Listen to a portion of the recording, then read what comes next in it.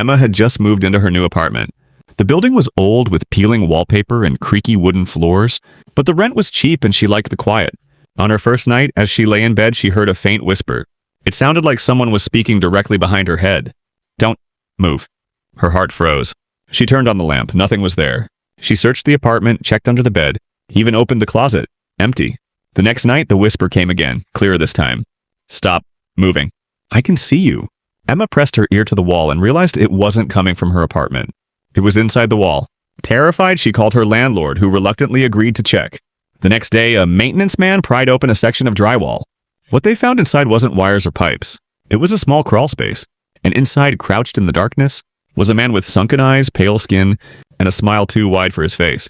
He whispered, "You shouldn't have looked.